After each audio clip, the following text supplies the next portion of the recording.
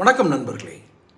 தர்மசாலா விஷயத்தில், அதாவது கர்நாடக மாநிலம் தர்மசாலாவில் அந்த கோவிலில் நிறைய பிணங்களை, மனித உடல்களை பிணங்களாக தோண்டி எடுத்திருக்கிறார்கள். ஆண்களும் இருக்கிறார்கள், பெண்கள் உடல்களும் இருக்கிறது. இந்த விஷயம் எல்லாத்துக்கும் தெரியும். என்னுடைய சேனல்லே அதை நான் விளக்கமாக போட்டிருந்தேன். இந்த விஷயத்தில் ஒவ்வொரு விஷயத்திலையும் நீதிமன்றம் சில சம்பவங்களை சுமோட்டோவாக எடுப்பார்கள். அதாவது தானாக முன்வந்து அந்த சம்பவத்தை வழக்காக பதிவு செய்து கொள்வார்கள். அதற்கான பதில்களை சம்பந்தப்பட்ட அரசு துறையோ நிர்வாகமோ யாரோ பதில் சொல்லணும் அப்படின்னு சொல்லுவாங்க. இந்த தர்மசாலா விஷயத்தில் ஏன் நீதிமன்றம் மௌனம் காக்கிறது? இந்த கேள்வியை எழுப்பக்கூடிய கடமை, உரிமை ஒரு இந்திய குடிமகனாக எனக்கு இருப்பதாக நான் அறிகிறேன். காரணம், தர்மசாலா விஷயத்தில் மனித உயிர்கள் பழி போயிருக்கிறது என்பது எண்ணிக்கைகளும் 400க்கும் மேலே, 500க்கும் மேலே, இன்னும் தோண்ட எவ்வளோ வருதுன்னு தெரியாது. இதுவரைக்கும் வந்த அதிகாரப்பூர்வமான அல்லது வெளியான தகவல்களை வச்சு சொல்கிறேன்.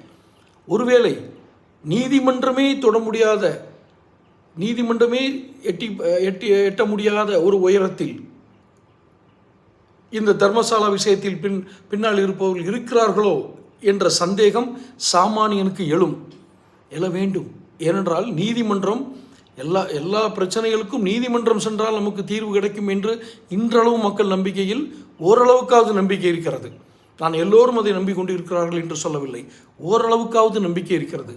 அந்த நம்பிக்கையை நீதிபதிகள், நீதிமன்றம் காக்க வேண்டும் என்றால் தர்மசாலா விஷயத்தை சுமோட்டோவாக நீதிமன்றம் எடுக்க வேண்டும், அல்லது பொதுநல வழக்காக இந்த தன்னார்வலர்கள், வழக்கறிஞர்கள் இந்த வழக்கை எடுத்துச் செல்ல வேண்டும் என்பது எனது கோரிக்கை.